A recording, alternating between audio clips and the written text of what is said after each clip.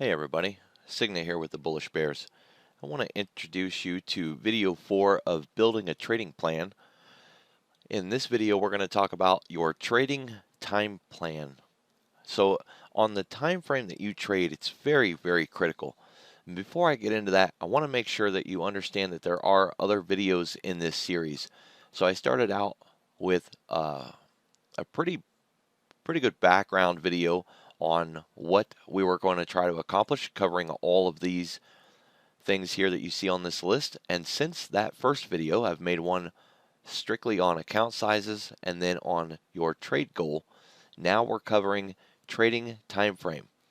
Now this isn't time in the trade, that will be in the next video. This is what charts you're using in your strategy, what time frame are on your charts, right?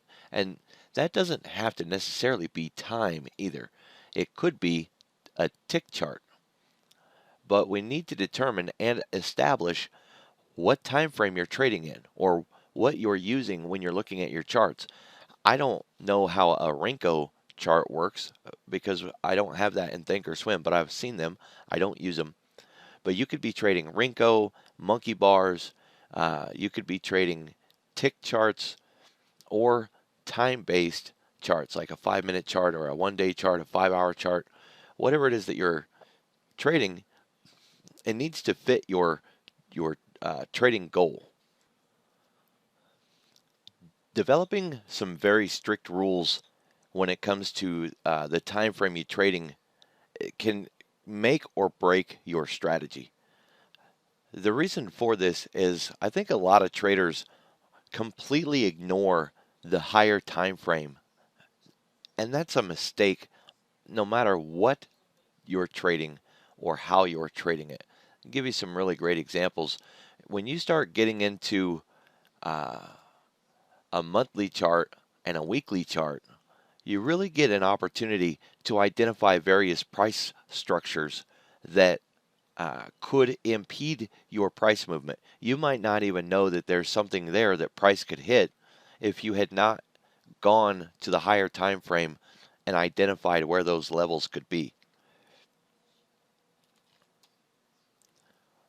So here for an example on 3M, you can see that we've got various price structures, pivot points where prices ran up, hit something, and pulled back, found some support, and ran back again. These areas are where price could get hung up. It's where price could reverse, stall, pivot.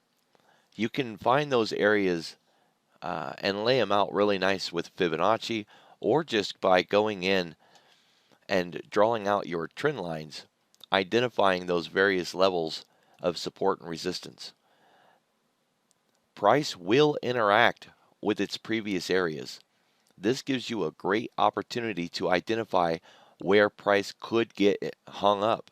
And, you might decide not to take a trade when you go into a higher time frame and you start drawing out some angular support and resistance and recognize that price is getting ready to hit an area that you're about to take a trade in. Meaning you might think you could get a good $5 move, and then you get onto the higher time frame and realize, oh wait, there's angular resistance overhead.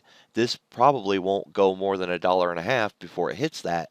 There's no way I'll hit my $5 goal, or there's a low probability that I would hit my goal, and then you might decide not to take the trade. But when it comes to pulling the trigger, once the trade has been established and you know that you're ready to go, you still need to have a time frame in mind for what you're going to trade on. I take swing trades a lot based on the daily charts. Once I've decided to take the trade based on my analysis, I don't need to go in and look at a 5-minute chart or a 15-minute chart to determine my best entry. Now, if it's important enough, or if I think that there's some value in it, I will go look at those time frames just to see if there's anything that I might be missing support-wise.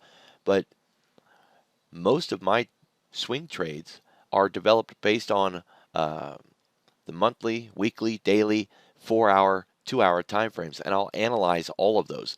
I won't spend all day looking it over, but I would definitely go in, look at it, and determine if there's any issues or any support and resistance that could get in the way. Throw some moving averages up, some higher time frame moving averages, and really analyze what could stop my trade from getting to where it needs to go.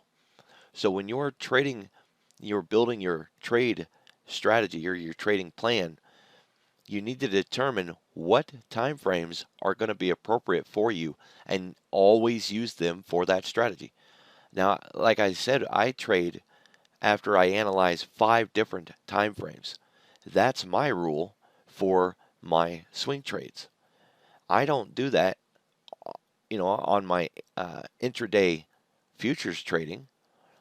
I've already got those charts lined out, and all of those higher time frames have already been established. I don't waste my time at that point.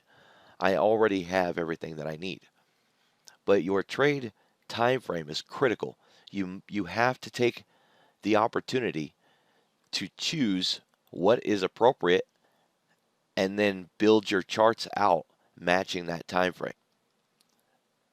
One thing to recognize, like the indicators that we have on Thinkorswim, implied volatility indicator doesn't do any good once you leave the daily chart, right? Because normally when we're looking at implied volatility, especially if we're calculating rank, once you leave the daily chart, the implied volatility is no longer a year calculation. So the time frame really matters, especially depending on the type of strategy that you're going to trade. Intra-week butterflies,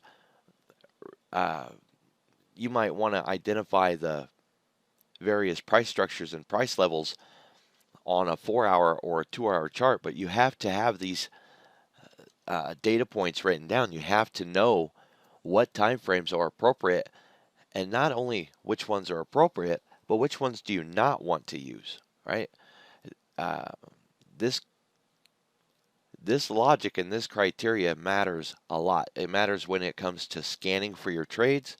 It matters when you're developing the analysis to pull the trigger.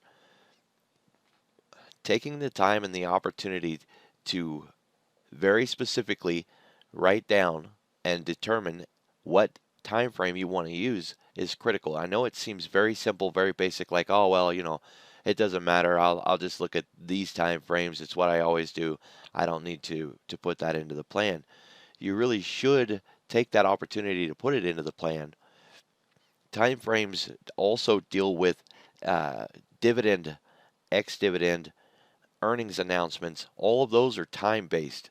FOMC meetings and any other binary events that can come out, time-based. If depending on how you have your charts set up, you might not see that there's an earnings announcement. You might not know that there's something right around the corner that could whack your trade that you never saw coming, especially ex-dividend. That gets by people all the time. All right, so taking that opportunity to dial in your time frame is really critical. When you're going through your time frames, doing your analysis, that's an important time frame to it's an important time to start drawing out those levels. Price has a habit of seeking the same areas, and you want to take the opportunity to mark those areas so that you can find them on all of your time frames, and you can save those in a drawing set so that it doesn't have to stay on your charts. You can take them off of the default and have them saved on their own level so that when you're normally flipping through the chart, you won't see these lines and drawings all over the place, but they would be there just by swapping over to the layer that you have them saved on. Some indicators work differently depending on how much time is on your chart. An example of that is the regression tools. So if you're using any kind of linear tools or the regression tools,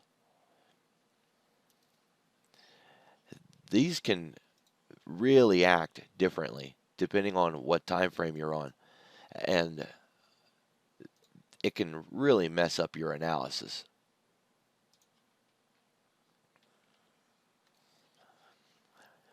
So here for an example, most of these will drastically change depending on the time frame that you're showing. Not just if you're on a 5-minute chart, for an example, but if you're on a 5-minute chart with 2 days or a 5-minute chart with 10 days, right? It matters, and it will change where this line is drawn.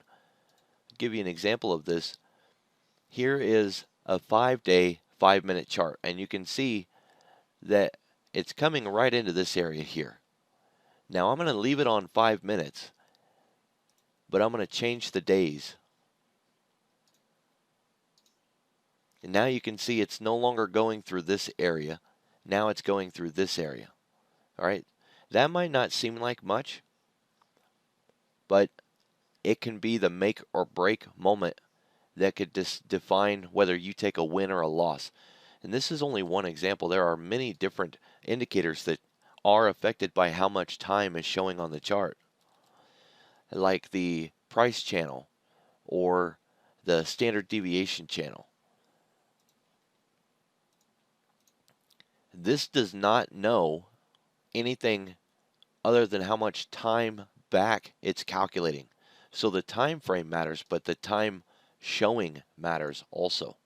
So this isn't just, me wanting to make another video and keep you occupied and entertained. This is an important aspect that you really need to grasp and comprehend. Your analysis can be completely thrown off if you're on the wrong time frame with the wrong indicators. So it is important that you recognize and understand what time frame you're trading and what your goal is, right?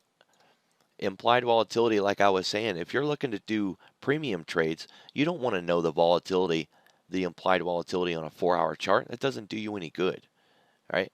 So just take that time and that opportunity to make it a part of your plan. What time frame are you trading? Maybe you're doing an intraday trade. Maybe your strategy is all intraday trading. So at that point, are you using an anchor signal chart, or are you only trading on a single time frame? If you are you trading a 2-minute? Are you trading a tick chart? Is the market that you're looking at something that can even be viewed on a tick chart? These are important questions that need to be answered, and it needs to be a part of your trading strategy. If you're trading a 2-minute strategy, stay on the 2-minute. If you're trading a tick chart, stay on the tick chart, right? Make it a part of your plan and build some structure into your system. So that is really all that needs to be said on time frames. I think we've covered just about as much as we can cover on this. It is very critical, and it needs to be determined. It needs to be defined so that you don't change arbitrarily, just jumping through time frames, whatever suits you. Make it a part of your trading plan. I appreciate you watching this video, and I look forward to seeing you at the next one.